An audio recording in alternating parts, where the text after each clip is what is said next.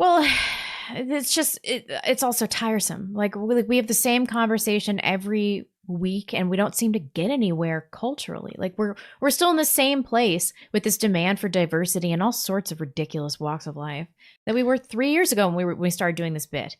5 years ago. Yeah, I think there's some evidence of cultural shift, but not nearly enough. This is the sort of stuff that even though it's not, we talked about this the other week with like Alex Stein and others going really hard with kind of public confrontation.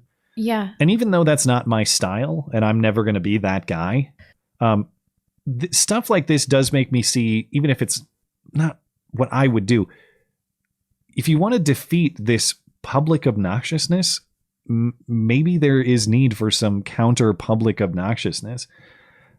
It's sort of, I hate to say that because that's not what I want. I don't want a society in which we're all just screaming at each other. But if those are the terms of the game, maybe the only way to stop this nonsense is to just go full blast with counter nonsense. I'm open to that tactic. Well, I don't know. I mean, we're not going to have the energy or resources. You know what I mean? In your face style.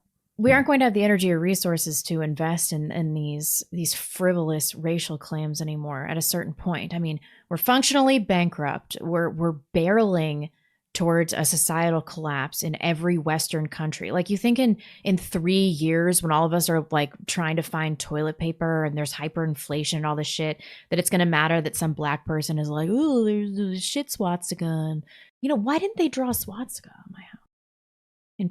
They didn't think ahead. Seems like a real missed opportunity. Yeah. But anyway, so people aren't going to be able to invest emotionally in this because they're going to have bigger problems to deal with. And Lord knows there's not going to be some kind of police force to investigate all of these claims.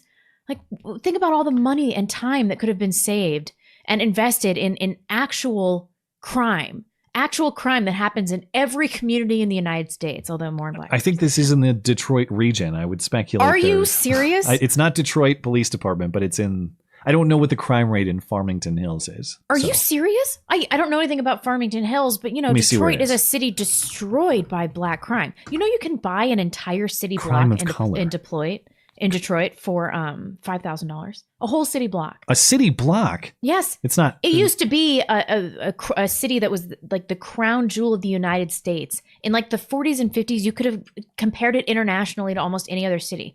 And now you can buy a city block for $5,000. You can't go there without getting shot. Major shithole. And they're investigating stuff like this. I don't know anything about Farmington Hills. It's Farmington Hills. It's suburban Detroit. It's right outside of Detroit. Oh, okay. I don't know anything about it. Yeah. So you just sold me. Destitution is the solution. Once we're all fighting each other for scraps, we won't have the luxury of worrying about this crap anymore. Did I say that? That's really smart. Yeah, that's your political campaign slogan. It is the solution. I'm just tired of emotionally investing in these frivolities all the time. It's like, at least when we're destitute, we're going to have to deal with more important things, surely. It will forcibly reprioritize your life. That is true. So we have that to look forward to. Do you ever think about the life of your ancestors? Like 4 of your 14 children would die before the age of 5, and you had to toil in the fields and everything sucked. But they did live more meaningful lives, didn't they? Well, I would say lives that were organized around proper values and priorities, for sure. That has to count for something. I mean, right? I think that, to your point, I think that counts more than really any modern thrill or convenience. Right. People keep telling us we live in the best time in human history. That cannot possibly be true.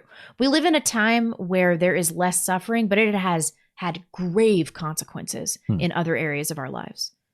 It depends on your metric. Certainly if the standard is quantity of suffering, we live in a great time. If the standard is proper values at the center of everyone's, or at the top, I suppose, of everyone's hierarchy of values, little off in that way, I would say for sure. It's hard for me to say that quality of life is worse today than I couldn't say that. Quality of life, historically speaking, is great. But as far as our attitudes about what really matters and living lives according to those things that matter, as in, family, as in your children, as in a value for life, as in keeping that family unit intact, all of those things, I would say it's fair to say we've fallen in that But way. what's more important than that? Nothing, really nothing. But Then wouldn't you rather live in a society where there's more suffering?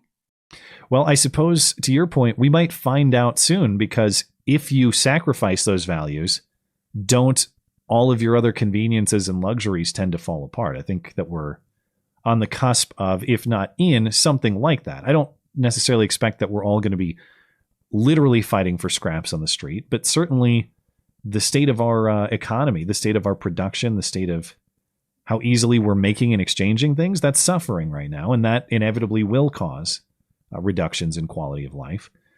So we'll see. When you sacrifice those values, can you truly maintain high quality of life despite them? Probably not. But I hope we figure it out before we have to have it demonstrated. Yeah. Yep. Me too.